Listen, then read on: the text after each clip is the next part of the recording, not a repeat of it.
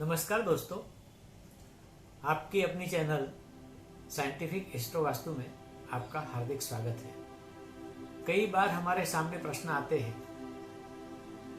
कि व्यक्तियों के बुरे कर्म जो होते हैं, क्या उसका फल कब मिलेगा, ये जान सकते हैं। दोस्तों, बुरे कर्मों का फल कब देना है, ये तो नियति का विषय है, लेकिन ज्योतिष शास्त्र के माध्यम द्वारा हम इसका कुछ अंदाज लगा सकते हैं। आज का विषय यही है। आशा करता हूँ इसके लिए आप वीडियो पूरा देखेंगे, आपको जरूर पसंद आएगा। तो इसको लाइक करें, शेयर करें और ऐसे ही वीडियो आपके सामने सबसे पहले आए, इसके लिए आप बेल आइकन दबाना न भूलें।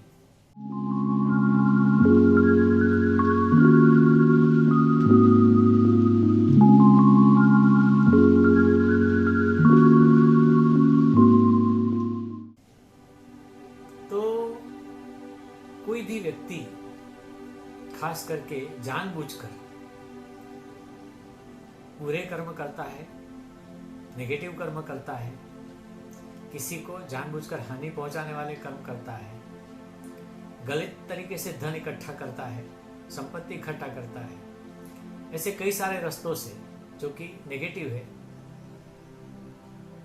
अपनी प्रगति करता है या सब कुछ पाता है जो उसे चाहिए, तरीका गलत होने के बावजूद भी।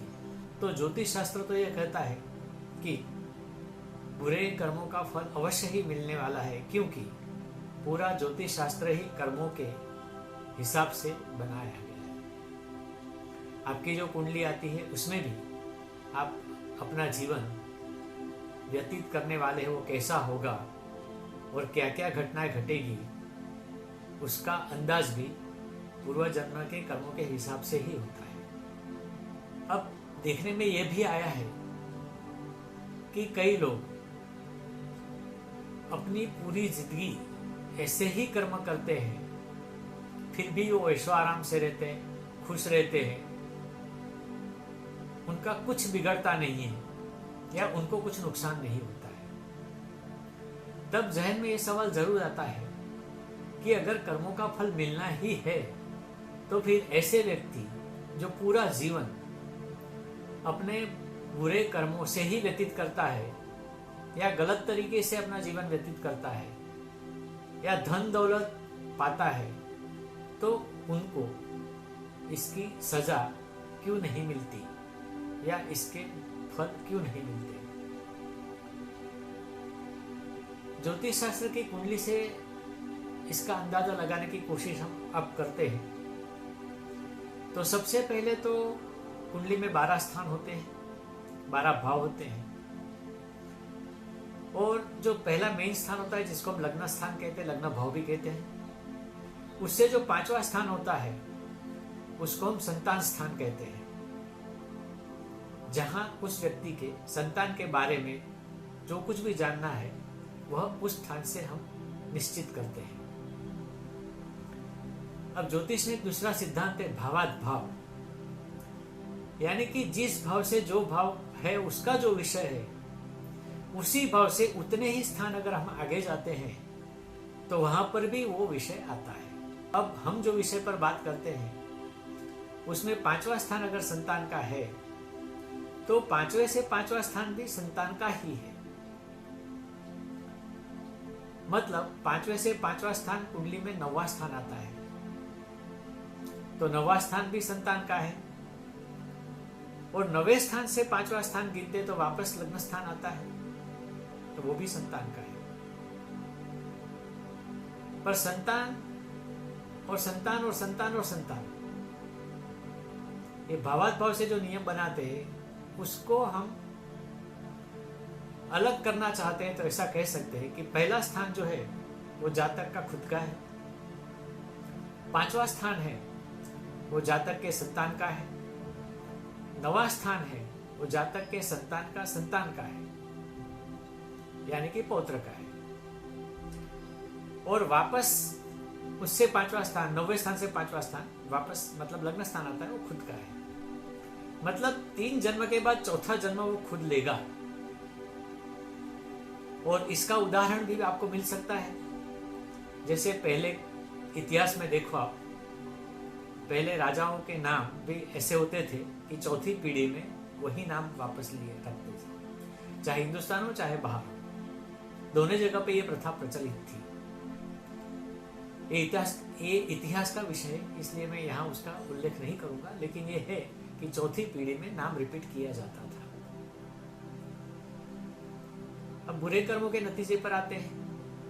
तो जो व्यक्ति बुरे कर्म करता है, नेगेटिव कर्म करता है, गलत कर्म करता है, अगर पूरी लाइफ में वह उसके फल नहीं भुगत सकता या उसको फल नहीं मिलते, उसकी सजा उसे नहीं मिलती, तो यह फल जाते हैं उसके संतान पर। संतान पर जाने से एक प्रश्न और उपस्थित होता है कि संतान का इसमें क्या दोष। लेकिन उसके भी पिछले जन्मों के कुछ कर्म होंगे, उसीलिए उसके यहां यह संतान पैदा होती है। अब संतान को फल भुगतना पड़ता है, तो यह जान ले कि हमें जो पीड़ा होती है उससे बहुत सारी कम अगर संतान को पीड़ा होती है तो हमें वो अनेक गुना दुख देती है। यानी कि संतान की छोटी सी भी पीड़ा हमें या हमारे लिए बहुत ज्यादा दुखद होती है। अब संतान के संतान को भी शायद इस कर्म के फल न मिले, तो ये कैरी ओवर होंगे, यानी आगे जाएंगे संतान के संतान के संतान पर, यानी पौत्र पर। और ये भी जानते हैं आप रूल कि संतान से अधिक प्रिय पौत्र होता है। उसे जरा से भी खरोच आए तो हमें ज्यादा दुख होता है।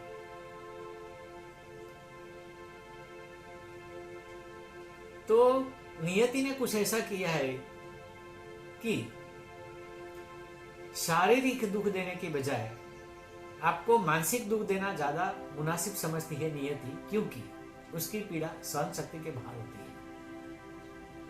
शारीरिक पीड़ा का तो इलाज उपचार भी हो सकता है, लेकिन मानसिक पीड़ा का उपचार बहुत ही कठिन है। अब मानो कि तीसरी पीढ़ी जो पौत्र की है, उसको भी अगर इसके फल नहीं मिलते हैं, तो संतान की संतान की संतान यानी कि पौत्र की संतान आप खुद होते हैं, और आप अपने कर्मों के फलों से नहीं छूट सकते। आपको ये फल भुगतने ही है। यानी कि चौथी पीढ़ी में जब आप वापस आते हैं तो सारे के सारे कर्मों के फल आपको भुगतने होते हैं। और एक चीज ध्यान में रखें, मैं कहता हूं इसलिए मत मानिए, पर आप देखिए, ढूंढिए, आपको पता चलेगा कि ऐसी कई चौथी पीढ़ियां हैं जो बर्बाद हो जाती है। तो एक पीढ़ी ने अगर ज्यादा गलत कर्म किए हैं बहुत सारे और उसको सजा नहीं मिली है, दूसरी पीढ़ी को भी सजा नहीं मिली है, तीसरी पीढ़ी को भी सजा नहीं मिली है, तो ये जाएगा चौथी पीढ़ी। और चौथी पीढ़ी आप खुद होते हैं, तो आपकी बर्बादी तय है। यानी कि अगर बहुत ज्यादा गलत कर्म किए, नेगेटिव कर्म किए हैं, खराब कर्म किए हैं, और अगर सजा आपको नहीं मिली है, संतान को भी नहीं मिली है, पुत्र को भी नहीं मिली है, तो उस खानदान की चौथी पीढ़ी की बर्बादी तय है ही। नमस्कार।